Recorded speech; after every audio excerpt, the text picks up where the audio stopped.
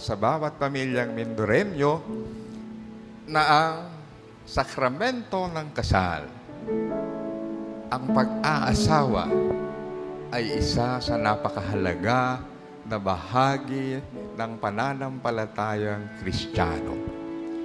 Bakit? Sa kasalan, unang-unang ginawa ng Panginoong Jesucristo ang pagpapakilala ng Kanyang sarili kung sino siya sa pamamagitan ng paggawa niya ng himala. At ano ang himala na ginawa niya sa kasalan? Nang gawin niyang alak, pinakamasarap na alak, ang tubig.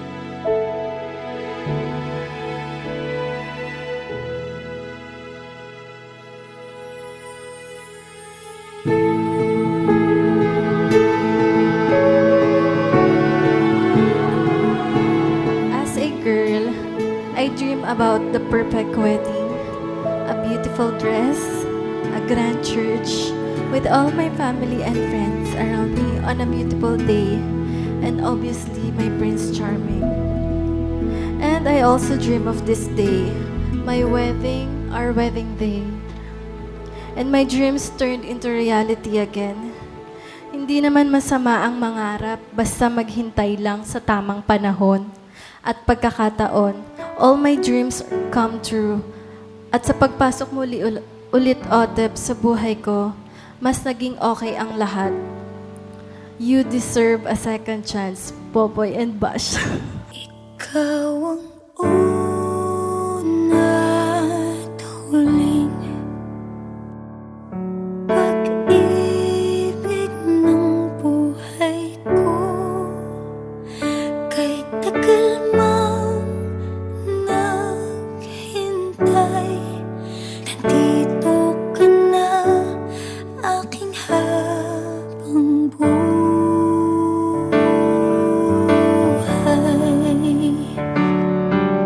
Singlinaw ng langit na bughaw, hanggang sa dulo, ako at ikaw ikinuhit na ng tadhana, na tayong dalawa ay mag-iisa.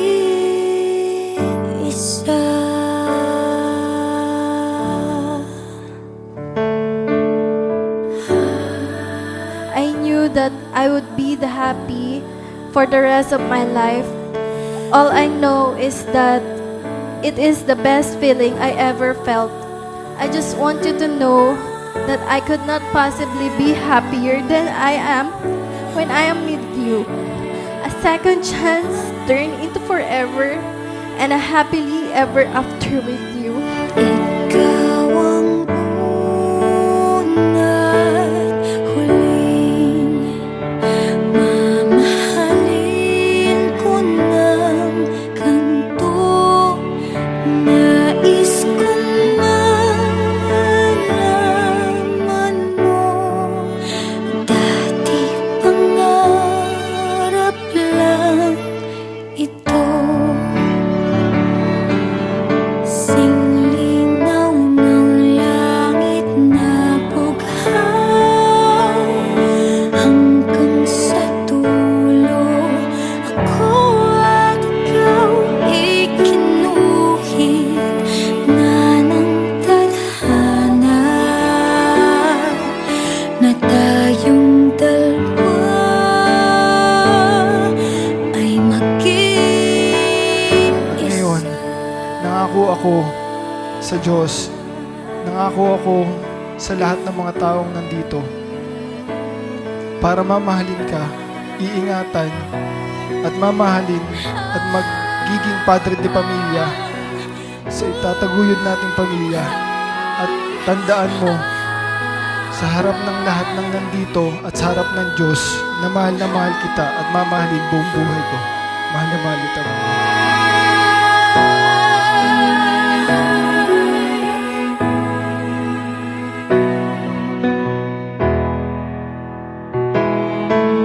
Singlinaw ng langit na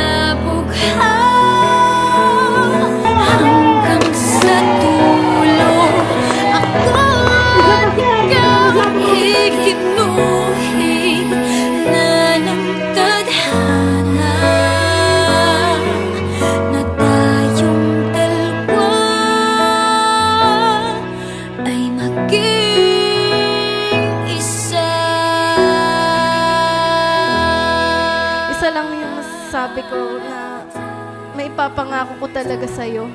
I will do my very best to be a better wife and good mother to our children. I love you so much.